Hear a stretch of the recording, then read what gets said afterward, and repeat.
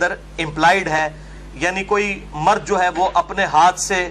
منی نکالے اور اپنی شہوت کی تسکین کرے وَلِعَوْذُ بِاللَّهِ تعالی. اور اسی قسم کے ایشوز فیمیلز کے اندر بھی پائے جاتے ہیں، اس کی ڈیٹیل میں جانے کی ضرورت نہیں ہے، اشارتاً بات ہی کافی ہے. تو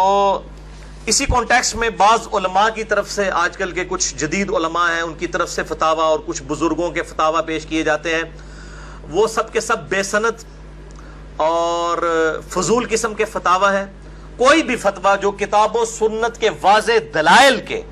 اگینسٹ ہوگا وہ قطعاً ایکسیپٹیبل نہیں ہوگا، خواہ وہ کسی بڑے سے بڑے امام کا ہو، بڑے سے بڑے فلاسفر کا ہو، بڑے سے بڑے عالم دین کا ہو. اور اسلام کا ایک مزاج ہے حیا کے پوائنٹ آف ویو سے، وہ ہر مسلمان کو پتا ہے، اس میں قطعاً کوئی گنجائش نہیں بنتی اس قسم کے کوئی برے فعل کی کہ کوئی شرمگاہ کے ساتھ اس طریقے سے کھیلے. تو یہ جو شرمگاہ والا معاملہ ہے اور مشت زنی والا جو ایشو ہے میرے بھائیوں، یہ نہ صرف حرام ہے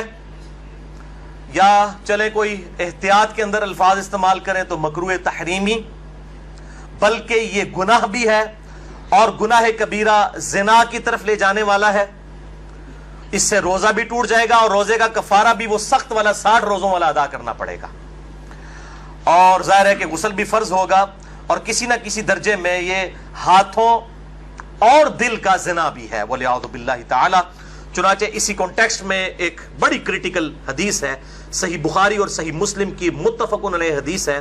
صحیح بخاری میں 6612، صحیح مسلم میں 6754، اور مشکات میں بھی 86 نمبر پہ یہ حدیث موجود ہے کہ آپ صلی اللہ علیہ وسلم نے فرمایا کہ آنکھ کا زنا دیکھنا ہے،